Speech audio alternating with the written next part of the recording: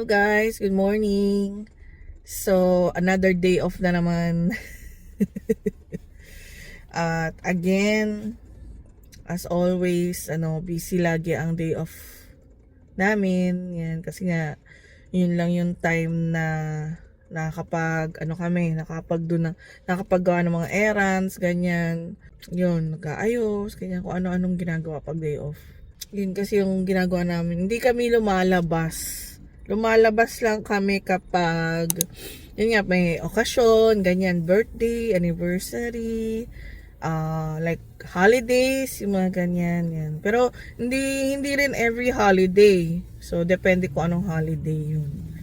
Yan. So, tsaka parang hindi kami masyadong lumalabas kasi syempre pag lumabas ka, syempre gastos 'yun, 'di ba? Kakain kayo, magpapagas, ganyan. Tapos kung ano-ano pang mga gastusin niya. So, as much as possible, yun lang talagang mga holidays or events na very important, yung minsan lang kayo lumabas, kagaya ng mga birthday, ganyan, or anniversary. So, usually naman, kumakain lang kami sa labas. Pero yung mga trip namin, kunyari, nung pumunta kami ng Victoria Island, so, ano naman yun, summer break yata yun, ginawa namin, summer break. And then, di pala, spring break ng mga bata. Spring break ng mga bata. So, ayun nga, no, ganun ginawa namin noon. Nagpunta kaming Victoria Island ng 2 days yata, 2 days and 1 night, tapos umuwi na kami. Yan. So yun naman magastos yun kasi kailangan mo ng hotel. Nag-hotel kami, tapos nagbayad kami ng mga entrance ng mga pinuntahan namin sa Butchart Garden, tsaka doon sa Malhat Skywalk. Yan. So kailangan pinag-iipunan yung mga ganun. Kasi ayokong umutang sa credit card. Sa totoo lang, ayoko na. Natuto na ako sa mga credit card na yan. Hanggat maaari talaga is mag-ipon ako ng pera. Pag mag-ipon kami ng pera, kung gusto namin pumunta ulit sa Victoria Island, so kailangan namin mag-ipon ng pera para doon. Yun. Ayoko na kasi umutang sa credit card, kagaya ng sinabi ko kanina. Kasi natuto na ako. Na-trauma na ako sa credit card. Kaya ayoko na. Kaya ang credit card ko ngayon, isa na lang yung credit card. Isa, dalawa, ganyan. Yun lang. Tapos ginagamit ko lang 'yon kapag kailangan ng credit card kasi kagaya sa mga parking, yung mga bayad sa parking lot, ganyan. Hindi sila natanggap ng debit, usually credit card. Ngayon, yung mga trip namin is pinag-iipunan ko. Sinisigurado ko na may pera ako. Kasi gagamitin naman namin yung credit card. Pero, kailangan ko siguraduhin na yung gagamitin ko sa credit card, halimbawa $500, no? Isuswipe ko sa credit card, pero meron na ako naka-ready na $500 sa debit ko. So, pag swipe ko ng credit card, babayaran ko na siya agad as soon as possible, ganun. Kumbaga, meron nang nakalaang pera para doon sa gastos na yun. Kaya lang ako gagamit ng credit card. Pero pag wala, hindi ko gagamitin yung credit card, ganyan. Kasi maano na naman ako sa mga interest na yan. Sa interest ako nadali ng credit card eh. Tsaka ang dami ko kasing credit card dati. So, yan. Dito kasi sa Canada, ang bilis lang makakuha ng credit card. Hindi tulad sa Pilipinas. Dito talaga, kahit na basta may trabaho ka, yan, sa mga grocery stores, mga grocery stores may mga credit card sila, lahat ng stores meron yatang credit card, no? Hindi ako sure, pero yung Superstore may credit card yan, yung Walmart may credit card, yung Costco may credit card, Canadian Tire may credit card.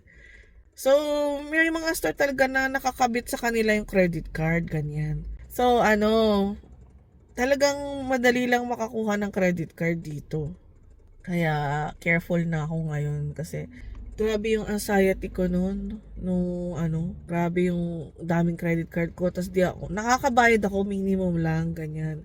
Pero yung minimum na yun is parang wala lang. Alam mo, parang yung binabayad ko para sa interest lang, ganyan. Kasi na-max ko yung mga credit card.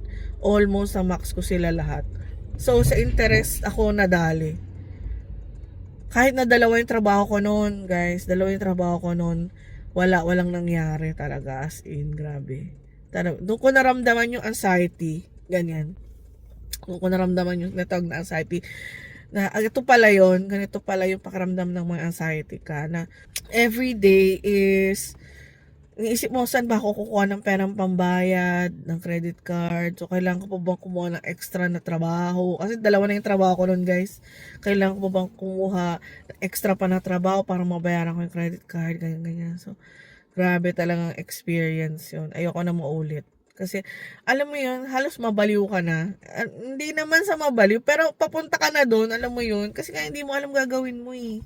Ayoko naman i-involve yung family ko, lalo na yung asawa ko, no. Ayoko silang i-involve. Kasi nga, ayoko na mag-isip din sila ganyan. Kaya hindi ko sinasabi. Hindi ko sinasabi sa kanila, hindi ko sinasabi kay Ricky. Yan.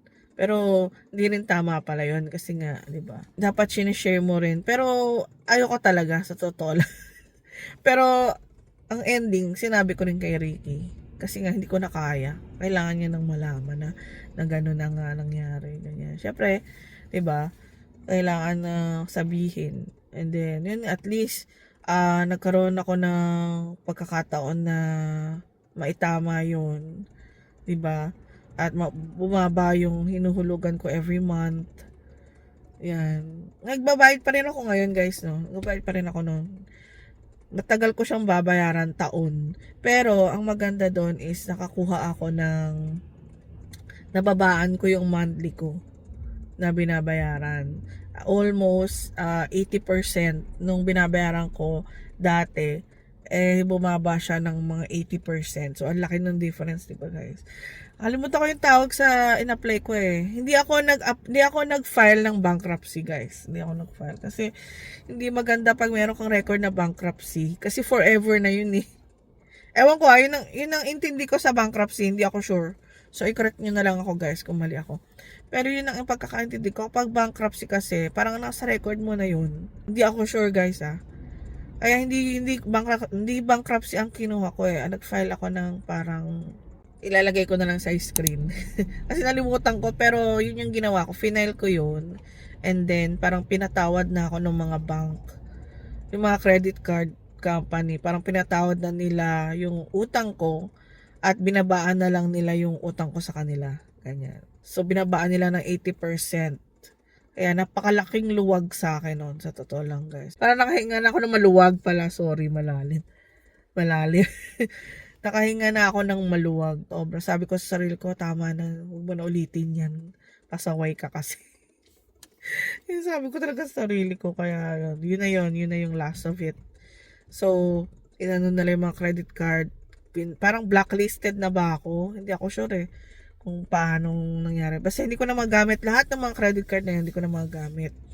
So, ang nakuha kong credit card ngayon is yung credit card na secured credit card siya. Tinatawag na secured credit card. So, ibig sabihin nun is maglalagay ako ng pera doon sa credit card. Example, $300.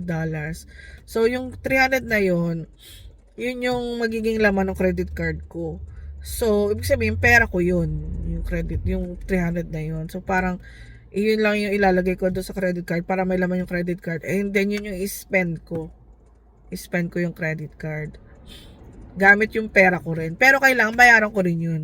So, parang mag-work din siya as a credit card at sa regular credit card. Pero, instead of papautangin nila ako, yung pera na gagamitin ko is pera ko din. Yan. Yun. Para lang mag-build ulit ako ng credit score. Kasi ang credit score ko is hindi magandang credit score ko. Mababa. So, kailangan kong mag-build ng magandang credit score. Kaya ako kumuha ng credit card din. Yun. Pero yun na lang yung credit card ko. Dalawa lang sila. Isa or dalawa lang. Kasi yung isa kasi, sa asawa ko, secondary niya ako. So, kumuha siya ng isang credit card. Ako yung ginawang secondary. Sa credit card niya. Ayun, guys. Ay, thank God talaga. Thank God talaga. Dahil, hindi ko alam gagawin ko. Hindi ko talaga alam gagawin ko, guys. Ay, ayun, guys, no. So, sige. Mamaya na lang ulit. Punta lang ako sa bahay ng tita ko. May kukunin lang akong sulat kasi may sulat daw na dumating sa akin doon. So, baka para sa tax yun. So, kailangan kong kuhanin kasi mag-file na ako ng tax this week. Yan. Sige guys, see you later.